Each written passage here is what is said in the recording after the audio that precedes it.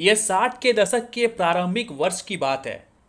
कलकत्ता में खुफिया एजेंसियों और कलकत्ता पुलिस ने पाकिस्तान के जासूस को गिरफ्तार किया था। उसके बाद बरामद हुई डायरी में एक तत्कालीन फिल्मी सितारे का नाम दर्ज था। उस जासूस से पूछताछ से मिली जानकारी के बाद कलकत्ता पुलिस हवाई जहाज से बंबई पहुंच गई और सीधे उस सितारे के घर पहुंची थी। लेकिन तब तक इस पुलिस कार्रवाई की खबर दिल्ली के शीर्ष सत्ता के गलियारों तक पहुंच चुकी थी। तत्कालीन प्रधानमंत्री नेहरू जी ने इस पर हस्तक्षेप किया था। परिणाम स्वरूप कलकत्ता पुलिस उस फिल्मी सितारे के घर से यह कहते हुए खाली हाथ वापस लौटी थी कि संभवतः वह जासूस उस फिल्मी सितारे का प्रशंसक मात्र था और फिल्मी सितारे का उससे कोई लेना देना बिल्कुल नहीं था। और सबसे हैरत अंगेज कर देने वाली बात दोस्तों यह थी कि उस जासूस से गहन पूछताछ करने के बाद फ्लाइट में पहुंची कलकत्ता पुलिस को यह दिव्य ज्ञान उस जासूस से की गई गहन पूछताछ के दौरान बिल्कुल नहीं हुआ था। सोचिए कितनी असमंजस की बात है। लेकिन बंबई में उस सितारे के घर पहुंचकर उसे वह दिव्य ज्ञान प्राप्त हो गया। ज़्यादा शोर मचा तो पूरे प्रकरण की जांच के लिए एक सरकारी जांच कमेटी बनी। उस कमेटी ने तथाकथित जांच के बाद वही बात उगली थी जो बात कलकत्ता पुलिस ने उगली थी कि वह जासूस उस फिल्मी सितारे का प्रशंसक मात्र था, इससे ज़्यादा कुछ भी नहीं। लेकिन बात दोस्तों यहीं पर ख़त्म नहीं होती।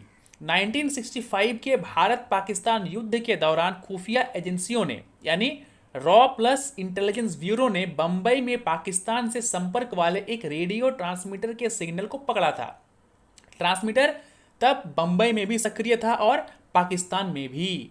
खुफिया एजेंसियों की टीम सिग्नल का पीछा करते हुए जब उस स्थान पर पहुंची जहां वो रेडियो ट्रांसमीटर सक्रिय था तो वो बुरी तरीके से चौंक गई थी। पता है क्यों? क्योंकि जहां से जिस घर से वो ट्रांसमीटर बरामद किया गया वह घर इसी सितारे का नाम था जिसका फोटो आप यूट्यूब के थंबनेल में देख चुके हैं।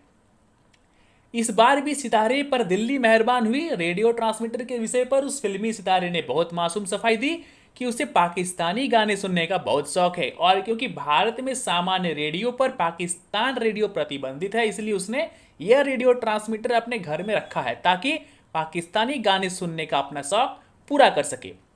आप ये जानकर भी आश्चर्य हो जाएंगे कि इस बार भी उस फिल्मी सितारे की ही बात को शाश्वत सत्य मान लिया गया। एक जांच कमेटी बनी और उसने भी फिल्मी सितारे के उस वक्तव्य को ही सत्य घोषित कर दिया। यह सवाल कभी पूछा ही नहीं गया, देश को कभी यह बताया ही नहीं गया कि एक सामान्य नागरिक के लिए पूर्णतया प्रतिबंधित और जिसे रखने पर कठोर दंड का प्रावधान था वह रेडियो ट्रांसमीटर उस फिल्मी सितारे ने कहां से, कैसे और किससे प्राप्त किया। जबकि सत्य यह है कि देश की सुरक्षा और गुप्तचर जांच एजेंसियों में जिम्मेदार पद पर कार्यरत किसी भी व्यक्ति के अतिरिक्त यदि किसी सामान्य नागरिक के पास पाकिस्तान तक पहुंच वाला रेडियो ट्रांसमीटर यदि आज भी बरामद हो जाए तो पुलिस के लाठियों की बरसात उसकी हड्डियों का सत्कार पूरी लगन से करेंगी। क्या आप जानते हैं कि कौन था वो फिल्मी सितारा? क्या नाम था उस फिल्मी सितारे का? तो अब जानिए कि उस फिल्मी सितारे का नाम था दिलीप कुमार। दिलीप कुमार तो एक मुस्लिम थे, उन्होंने हिंदू नाम का सहारा लिया अपने मुस्लिम नाम को छुपाने के लिए।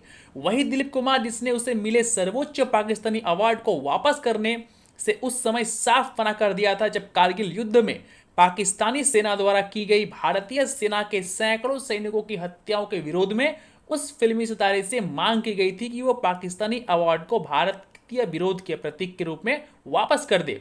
लेकिन इसकी चर्चा कहीं किसी मीडिया में आज तक नहीं की गई। जो इक्का दुक्का समाचार आपको काफी प्रयास के बाद मिलेंगे वह इसलिए मिलेंगे क्योंकि उनमें इसी फिल्मी सितारे की वकालत की गई।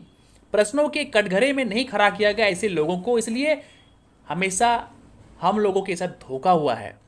आप कभी जानते ही नहीं थे कि दिलीप कुमार एक छद्मवेशी पाकिस्तानी जासूस था, इससे ज़्यादा कुछ भी नहीं।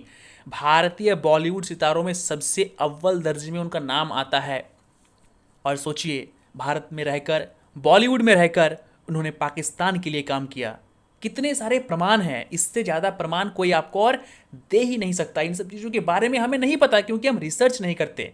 तो वीडियो कैसे लगी कमेंट कीजिए, लाइक कीजिए, सब्सक्राइब कीजिए ऐसे ही रोचक बातें जानने के लिए।